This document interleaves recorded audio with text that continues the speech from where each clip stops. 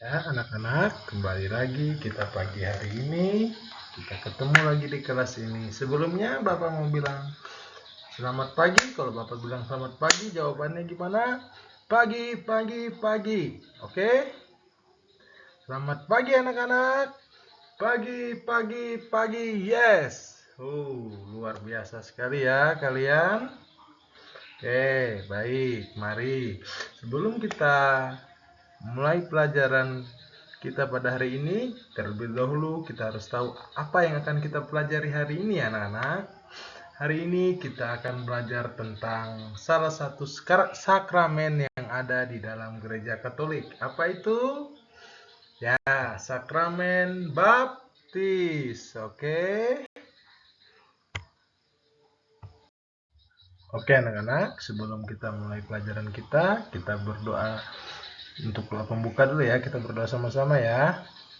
Ayo, mari kita berdoa sama-sama. Gimana sikap sopan dalam doanya? Ayo, semuanya yuk.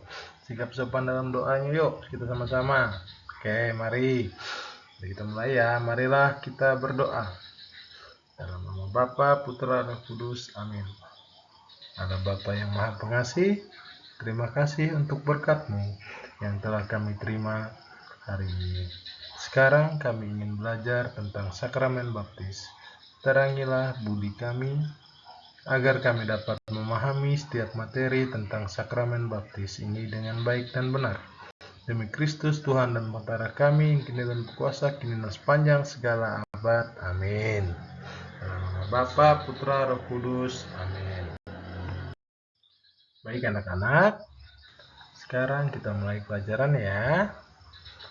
Kita sama-sama belajar apa itu sakramen baptis.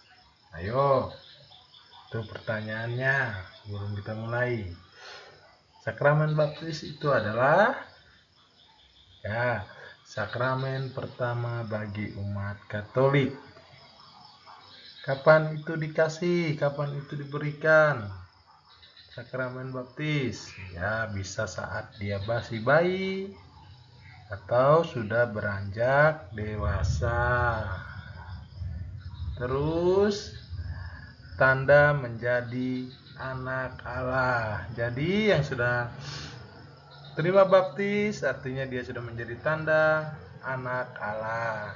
Terus dia membersihkan, dengan sakramen baptis itu membersihkan dosa asal manusia. Jadi dengan menerima sakramen baptis artinya dihapuskan dari dosa asalnya ya. Lalu berikutnya, siapa yang membaptis kita?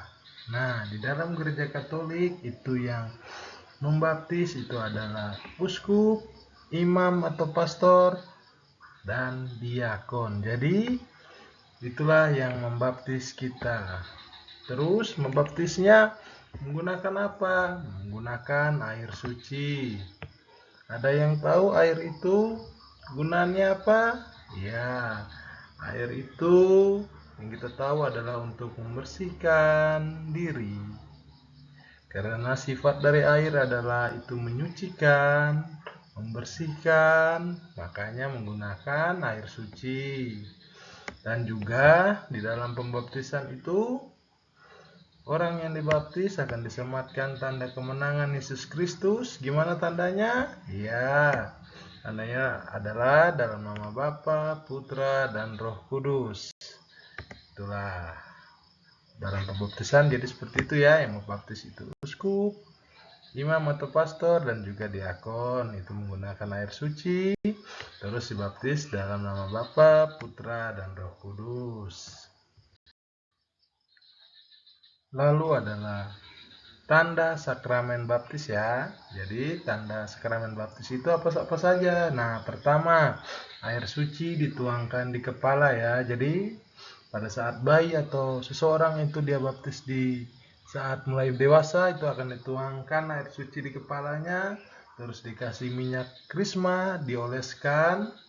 Lalu lilin baptis yang dibawa oleh orang tua bayi ini atau anak yang mau dibaptis itu dinyalakan, baju putih dipakai, terus diberikan nama baptis. Nah, kita pelan-pelan dulu ya.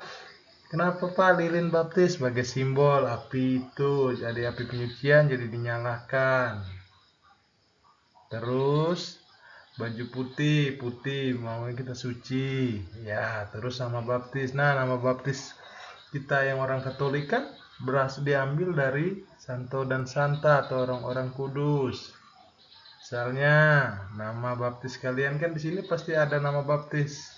Ya, misalnya Martinus, Agustinus. Nah, itulah contoh-contoh nama orang Katolik yang sudah dibaptis dan diberikan nama Santo Santa atau pelindungnya. Nah, pada bagian ini kita akan melihat bagaimana itu makna tanda baptis ya. Pertama, di mana air tadi membersihkan dan menyucikan diri kita dari dosa. Lalu minyak itu maknanya kita dipilih Allah. Lilin itu dari api yang terang. Kristus menjadi terang dunia. Lalu baju putih, kesucian hati yang bersih dari dosa. Lalu nama baptis lagi, di mana menjadi lambang kesediaan menjadi pengikut Kristus seperti tokoh yang dipilih.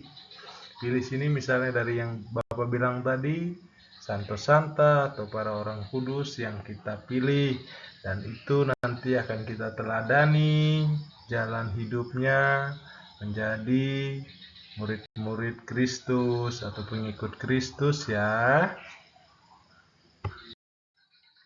Lalu hidup sebagai anak Allah atau yang sudah dibaptis tadi. Nah, jadi gini, anak-anak atau kita yang sudah dibaptis itu atau menerima sakramen pembaptisan atau rahmat pembaptisan tadi, maka dikehendakinya lah kita itu menjadi hidup yang anak-anak Tuhan itu gimana? Rajin berdoa, ya. Terus rajin mengikuti misa harian mingguan, sembahyang pada hari Minggu. Walaupun tanpa pastor, misalnya kan kayak kita di sini kan di stasi nih. Misalnya pada kunjungan ini kita belum dapat kunjungan minggu ini, jadi kita ibadat. Jadi jangan bilang nggak ada pastor, jadi nggak sembahyang. Jadi harus rajin ya mengikuti misa mingguan. Terus taat kepada orang tua, apa yang orang tua nasihati kita ikuti ya. Kan kita sudah menjadi pengikut Kristus. Terus kita harus mengasihi sesama. Nah, terus kesimpulan dari pembelajaran kita pada hari ini itu di mana sakramen baptis membuat kita menjadi anak Allah. Lalu kita hidup sesuai dengan teladan Yesus, mewartakan kasih Allah kepada semua orang melalui sikap, tutur kata, dan perbuatannya. Gimana menjadi anak Allah? Karena kita dibaptis, kita jadi anak Allah. Sifat anak-anak Allah gimana? Ya, kita baik kepada semua orang, kepada teman-teman.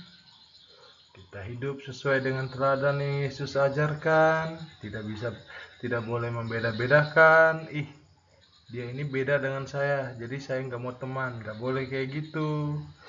Terus dengan menjadi anak Allah, kita mewartakan kasih kepada semua orang. Kita nggak boleh kasar sama teman-temannya. Jangan nakal. Jangan suka menjahili teman, apalagi sampai temannya menangis.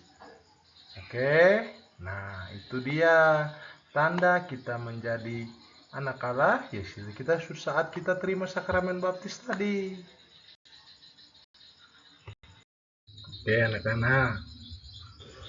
Nah, karena dengan pelajaran kita tentang sakramen baptis tadi sudah selesai, jadi Bapak memberi tugas ya. Tugasnya tentang sakramen baptis tadi.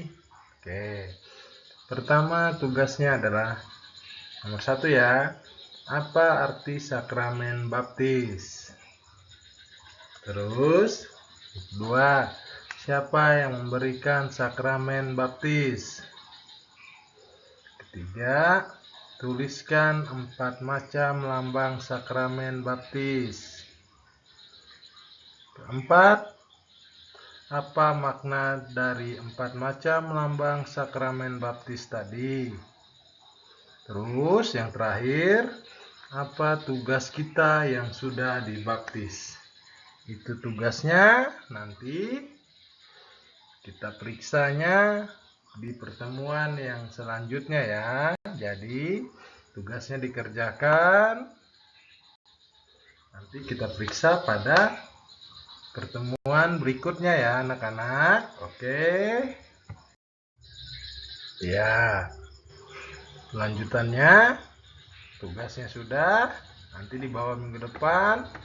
Terus sekarang kita ambil lagi sikap sopan untuk berdoa. Seperti doa pembuka tadi ya. Ayo mari kita berdoa.